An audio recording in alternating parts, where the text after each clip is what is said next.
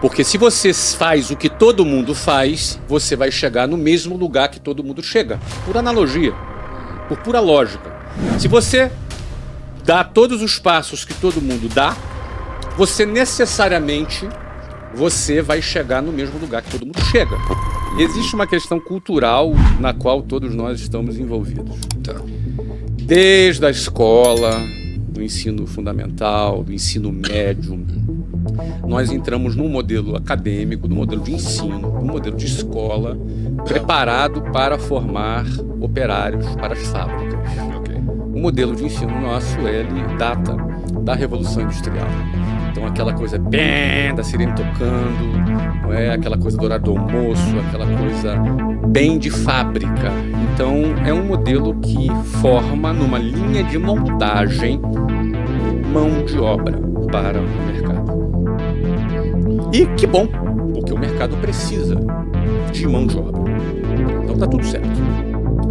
Acontece que, para você sair dessa linha de montagem, para você sair desse rebanho que é criado um rebanho, e esse rebanho vai seguindo. Um boi na frente do outro. Então a visão do boi de trás é a bunda do boi da frente, com o rabo balançando de um lado para o outro. Então você passa a sua vida enxergando a bunda do boi da frente. Perfeito. Sair dessa linha de montagem requer muita coragem, não é fácil. Porque, mal ou bem, seguir a boiada dá uma sensação de segurança. Se está todo mundo indo para um lado, você se sente mais seguro indo para o mesmo lado, quando, na verdade, você deveria justamente para o outro lado. As pessoas gostam de fazer parte de um coletivo. Se der ruim, dá ruim. Dá ruim para todo mundo. Mas então, tem desculpa. É como se fosse diluir o seu risco, entendeu? Eu estou diluindo o meu risco se eu estou junto com todo mundo. Mas o fato é que para você se destacar, você tem que, em algum momento da sua vida, sair dessa manada. Como você vai sair desse rebanho? O que é esse rebanho? Esse rebanho segue ensino fundamental, ensino médio, faculdade, emprego e INSS. É isso aqui, ó. É esse o ciclo. E morre. Tá? É esse aqui o ciclo. Pobre, geralmente estatisticamente pobre, dependendo do INSS, que não é uma coisa tão recomendável assim.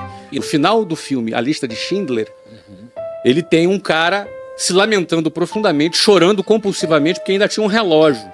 E aí ele percebeu que ele poderia ter comprado alguns judeus a mais para poder salvar esses judeus. Ou seja, na concepção dele, o relógio com o qual ele terminou a vida dele deixou ele triste, porque ele, apesar de ter salvado milhares de judeus, ele poderia ter salvado um ou dois a mais. Então, ou seja, na concepção daquele cara, o sucesso dele não era ser rico. Se eu for falar do meu caso, eu sempre busquei atingir resultados e sempre tive grana também como um objetivo meu. Falando do meu caso especificamente. Por exemplo, meu primeiro degrau, eu queria ser independente dos meus pais. Eu lembro de eu estar trabalhando, eu preciso ser independente dos meus pais. Cara, é grana. Depois o segundo degrau, cara, eu quero me casar. É grana. Quero abrir minha empresa, grana. Ou seja, sempre no meu escopo, no meu quadrado, sempre o sucesso e o dinheiro caminharam juntos. Eu tinha muita raiva do ônibus porque era muito humilhante, entendeu? Então, era muito humilhante mesmo. Uma coisa é você pegar uma vez, outra coisa é todos os dias por anos. E você vê pessoas dentro do ônibus há 40 anos dentro do ônibus. Tem uma imagem que eu costumo falar, que é quando eu pegava lá um ônibus 5 horas da manhã, e no inverno é de noite no Rio de Janeiro. E como é um pouquinho mais frio do lado de fora, e você tem ali 8 pessoas por metro quadrado respirando no mesmo lugar, ficava um bafo que embaçava todos os vidros. Então eu lembro que em situações como essa, eu ficava ali de frente para uma janela, do lado de fora escuro, e a gente passava a mão ali no vidro, aquela baba, né? Aquele vapor d'água ali que era resultado da nossa respiração. A gente passava ali e eu ficava olhando para o meu reflexo no espelho. E eu me via naquela situação. E eu me recordo bem de falar, cara, eu vou sair daqui. Eu não quero ficar aqui. Aqui não é o meu lugar. Então, eu acho que o primeiro ponto é você dar um basta para você não se conformar com aquilo. A primeira coisa. Esse é o primeiro ponto. Porque a gente acaba se acostumando na nossa vida e tolerando determinadas coisas. Todos nós, eu estudei em escola pública, as pessoas elas são treinadas para poderem entrarem nessa linha de montagem. Perfeito. A pergunta é, para você ter sucesso, para você se destacar, para você cumprir com excelência a tua missão e eventualmente se você enriquecer, uma coisa é fato. Se alguém pergunta assim, olha, existe fórmula para o sucesso? Eu não acredito em fórmula para o sucesso. Tá? Mas existe fórmula para a mediocridade, que é seguir a linha de montagem. Perfeito. Porque se você faz o que todo mundo faz, você vai chegar no mesmo lugar que todo mundo chega. Por analogia, por pura lógica. Se você dá todos os passos que todo mundo dá, você necessariamente vai chegar no mesmo lugar que todo mundo chega. E na melhor das hipóteses, você estar na média já é uma vitória. E a média é a mediocridade. Mediocridade é o lugar da média, das médias. E a maioria vai estar nas médias, com essa razão de Pareto, 80-20, 80%, não é? Vai produzir 20% e 20% vai produzir 80%. Então, a maioria vai ficar nas médias. Mas a maioria por quê? Que são as pessoas que vão seguir esse modelo, porque é muito difícil sair desse modelo. É muito desafiante, dá medo você sair dessa linha de montagem. Então, para você necessariamente ser bem-sucedido, se destacar, não ser um a mais nessa multidão, você vai ter que se desprender dessa manada. Aí começam os problemas. O primeiro desafio é você não se conformar com a manada. E aí tem uma diferença entre se conformar e ser uma pessoa grata, satisfeita. Porque a gente aprende a agradecer a Deus por tudo. A gente aprende a ser grato. E isso é bom. A gratidão é uma coisa que ajuda a nossa saúde mental. E a gente que começou pobre na vida, aprende a ser grato pelo feijão, arroz e ovo que está comendo. Se você se conforma, você será como a manada. Vai mugir como a manada. Vai andar dentro dela. Mas o primeiro desafio é você olhar para aquilo e falar, eu não quero isso aqui. Quem não se conforma, ele pensa assim, eu estou seguindo a manada e eu vou chegar até onde nisso? Eu não vou chegar a lugar algum. Ele consegue pensar um pouco à frente.